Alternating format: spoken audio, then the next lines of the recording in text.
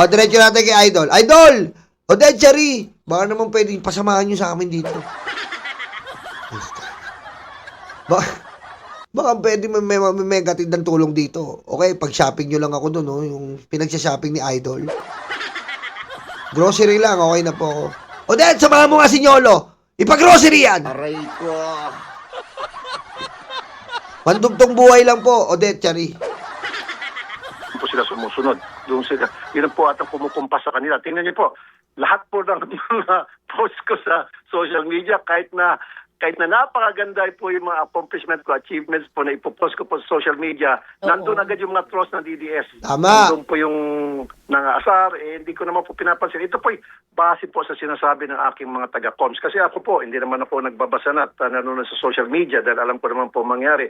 Puro naman mga pang-asa dyan. So sinasabi po sa akin ng coms, Sir, sabi, lahat ng post natin, puro na lang kantsaw at puro mga kabastusan at basura. Sabi ko, anong desisyon nyo? Wala sir, wag mo na lang panoorin, wag mo na lang basahin. So, gano'n na nangyari. Dead Hindi na ako Macels na nagbabasa. lang. Dead Opo. Macels. Kasi mukhang may campaign laban sa inyo. Oy, nanonood po ba si Ma'am B. Rano Santiago? Shoutout, Ma'am B. Kay Daddy Joe, shoutout. At shoutout din po kay okay na, hindi na iniisip si Bato, si Marcoleta na lang daw gustong iramin ng peluka. Magpagaling kayo, Daddy Joe, ha. Ang asawa po ng Ma'am B. Rano Santiago sa ibang bansa po sa US of A. Hihiramin niya daw po ang peluka ni Marcoleta na naka-mighty band. Aray ko. Okay? Mga DDS na Bakit parang kamo? unfollow. Bakit kamo? Unfollow yung mga tulfo. I don't know kung anong reaksyon ni Senator Jack. Oo. Hindi lang po ako, pati si Erwin, pati lahat po kami na 11. Talagang tinitira. Mga DDS, unfollow daw tulpo. Pakita ko lang po sa inyo, ha. As of the moment, lalo pong nadagdagan si... Oh, ganun pa rin po, lalo pa nadagdagan si Idol Rapi. Pusang ina nyo, mga DDS. Hindi nyo kaya si Idol Rapi. Aray ko. Akala mo, isang linggo na kayo nananawagan, unfollow tulpo. Wala kayong bilang, tanga. Aray ko.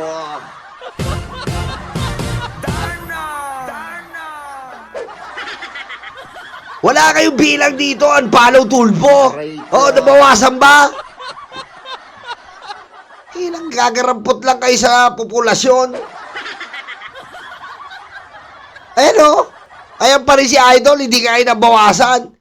Ilan lang ba kayo? Mga 10,000 lang kayo. Hayop kayo eh. Oh. Ang follow daw tulpo, al follow Erwin. Kala mo naman napakadami nila. Aray ko. Ngayon po ng DDS. Lahat po ng kumukontra doon sa side ng grupo ni Alan Peter, binabanata talaga kami. Alam niyo naman po yung troll siguro, di po ba? At hindi po ako galit sa mga troll, ha? Totoo po yan, from my heart. Hindi po ako galit sa mga troll. Dahil naghahanap buhay lamang po sila. Kasi nga po, kung tinanggal mo sa kanila yung pagiging troll, ano pa po ipapakain nila sa kanilang pamilya? Pagbabayad ng kanilang rent at bills. So, trabaho lamang, walang personalan. So, Trabaho lang mga troll, personalan. I don't have anything against them, truly. Opo, Kasi opo. naghanap buhay lang sila. Oh. Sen, hindi kaya ang dahilan kung Kaya bakit... naghanap buhay na baloktot, pero okay na rin kaysa magnakaw. Ayun. May tama Diba? naman. May tama Opo. ka doon, Sen. Di ba, Nicole? Pero yung meron kayang katotohanan yung sinasabi ng ilang mga kaibigan kong marites na kaya ka tinatarget ng mga ganitong klaseng negative, pati na rin yung kapatid mo na si Sen Erwin, ay dahil paunti-unti ay kayo ay pumapantay na doon sa isang nagdeklara na siya ay tatakbo. For Samantalang kayo... 2028 elections. Oo, for 2028. Samantalang kayo, nagdeklara naman po yung magkapatid, ayaw namin. Yan nga po, Ma'am Doris, Sir Alvin. In fact, 2 years ago pa, meron po lumabas na survey na lamang ako, pumapantay ako, o mababa ako ng konti lang kay VP Sara. Doon po nag-umpisa yung mga trolls against me.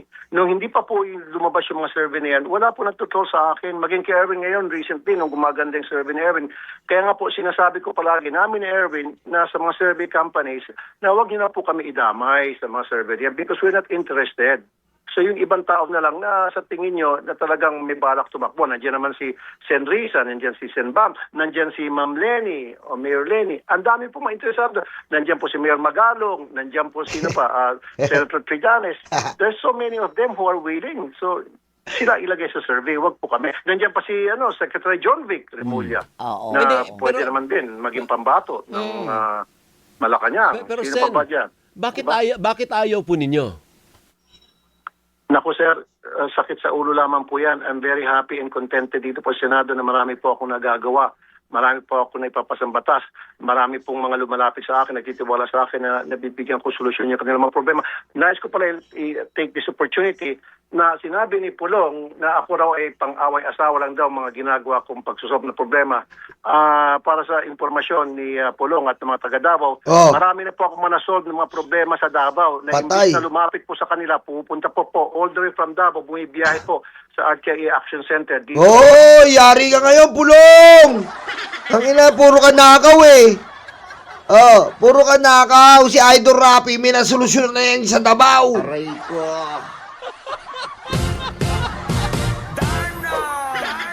Diba? Ano ba na solusyonan ni Idol Rapi sa Davao? Kung natatandaan niyo po, napanood niyo po sa Rapid Tulpo in Action. Okay? Yung isa pong babae, nahuli po, nagsisiper pa. Yun eh, tatandaan ko yun eh. Security guard yung lalaki. Tapos yung babae is nandun. Nahuli, huling-huli, nagsisiper pa. Anong sabi nung nahuli? Sabi, nahuli ko po sila, Idol. Anong sabi sa'yo? Sabi po sa akin, nagkakabit lang po ng kortina. Aray ko.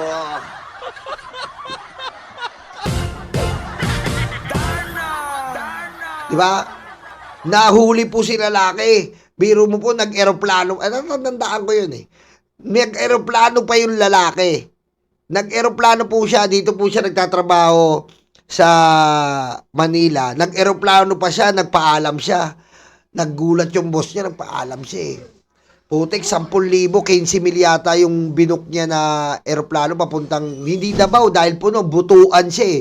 Butuan siya tapos nag-ano na lang siya. Tapos pagdating niya ng bahay, putik pagdating niya ng bahay, ang dilim. Nagulat siya, yung misis niya nagsisiper pa. Ano yan? Aray ko. Wala to. Nagkakabit lang siya ng kortina. Nagkakabit ng kortina, ang dilim. Oo, kasi yung nabili ko, glow in the dark. Aray ko. Glow in the dark? Anong glow in the dark? Kita-kita ko pumapasok na siya sa kuweba. Aray ko.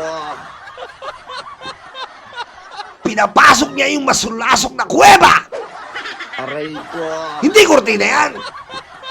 Hindi kortina yan. Aray ko.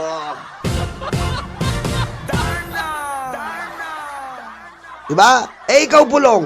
Anong ginawa mo? Anong ginawa mo? Wala kang ginawa, kundi saksakin yung bugaw. Pag hindi mo gusto yung babae, ano gagawin mo? Sasaksakin mo yung bugaw.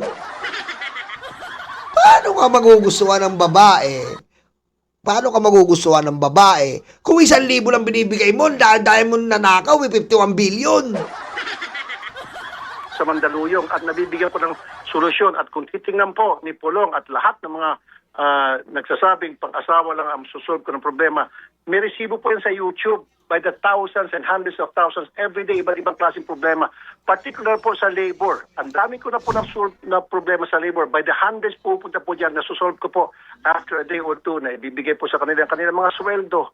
Yung mga community problem na 10, 15 years na hindi na susolve yung kanilang kalsada, yung may mga problema dyan sa mga basura, nasusolve ko po. Opo. Meron pa kuminsan dyan yung mga barko na na-stuck na sa isang lawa na nagkakaroon ng polusyon, kung sino-sino nilapitan ng mga tao doon sa komunidad, hindi po nasusolve ng ating gobyerno. Nung ako po nilapitan, in less than a week, nasolve ko po. Ganun po tayo umaksyon. Kaya nga po, the Opo. information of Pulong, ang dami ko pong nasolve, Pulong. Pumunta ka na lang doon sa action center ko, makita mo hundreds and hundreds every day nagtitiwala sa akin. Sa iyo, meron ba? And every day, tingnan mo po sa YouTube channel ko, makikita mo dyan, may resibo ako na nasusolve ko, hindi lamang po away-asawa, kundi problema po ng lahat from all walks of life. Maging po yung mga tinatawag na elitista. Tama. Pumupunta po sa akin na hindi nila masolve. Tama. Marami na solve si Idol Rapi. Sir Ronuel Jose. Thank you po, Sir Ronuel. Grabe ka. Ikaw, Pulong, ano na solve mo? Mga puday. Magsama kayo ni Mike Defensor.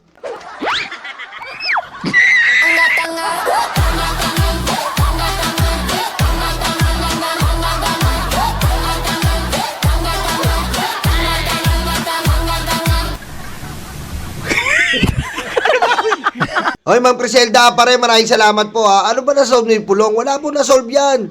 Ang na-solve ni Pulong, mga puday. Kasama niya sino? Kasama niya si Mike Defensor, kinukulo yung mga puday sa aquarium. Aray ko.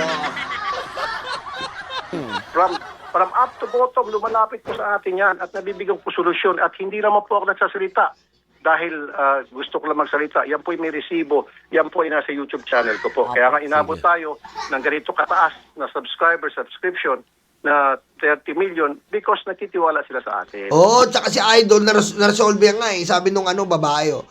Sabi ng nanay ko, inutusan ka bumili ng hotdog, binili mo putlong. Aray ko. Aray ko. Diba? Na-solve niya yun. Na-solve ni Idol Rapi yun. Sabi ni nanay, bumili ka ng hotdog, ba't binili mo putlong? Aray ko. Diba? Na-solve ni Idol Rapi yun. Malupit niya si Idol Rapi. Diba? Ganyan si Idol Rapi. Nakakasolve ng problema si Pulong. Ano po na-solve? Wala po na-solve yan. Puro ang na-solve ni, solve ni Putlong. Ang na-solve ni Pulong ay puro puday katulad ni Mike Defensor. Diba? Sabi nanay ko, hotdog, ang binili mo potlong, tapos nagreklamo nanay ko, nagalit ka? Aray ko. Idol Rapi yan. Diba? Yan ang mga nasusolve. Sabi nanay ko, hotdog, ang binili mo potlong, tapos nagreklamo nanay ko, nagalit ka? Aray ko. Kita mo? Inutusan ng nanay. Ayan ang Rapi Tulpo. Inutusan ng nanay eh. Yung lalaki, bumili ka nga ng hotdog. Utang mamadaling lalaki. Muulan pa, bumabagyo eh. Pabili nga po ng hotdog. Ito po ba? Oh, yan. Pag uwi, binigay sa nanay. Ano to? Hotdog po, nay. Putlong to eh. Sabi nanay ko, hotdog, ang binili mo potlong, tapos nagreklamo nanay ko, nagalit ka? Aray ko. Diba? Yan ang mga Idol Rapi ko.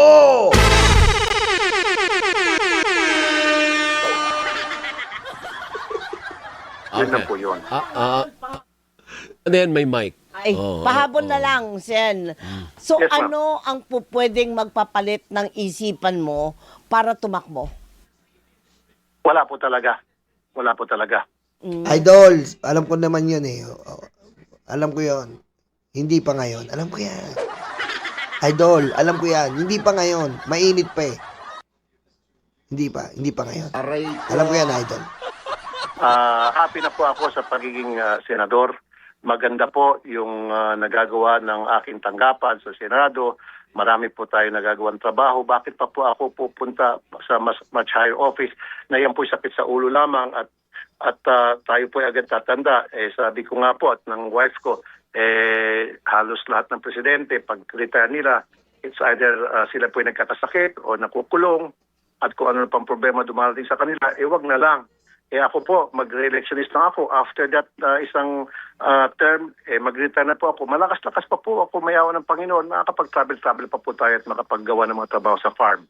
Yun lang po talaga aking munting balak, plano at ambisyon. Okay. Sen, may yung mga empleyado daw ng Senate, may problema sa sahod. May nag-uwi daw ng records ng lahat ng empleyado kaya hindi makasahod. I know, mukhang kay Senator Sherwin ito, pero tanungin ka na rin namin yung pasahod ng mga empleyado sa Senado dahil sa impasse dyan sa ganyan. chamber ninyo. Oo.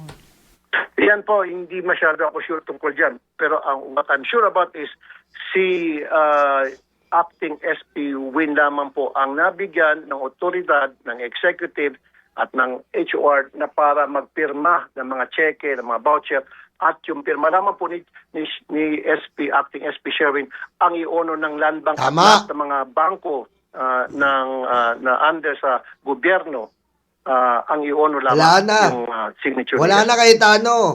Ang i-honor pala ngayon ay ang signature na ni Sherwin. Bye-bye! Aray ko. Yan. Yan ang napapala mo sa kademonyohan mo, ayop ka. Di ba? Ayan po si Idol Rapi na nagsasabi po, pulong, magtrabaho ka, hindi iyot ka ng iyot!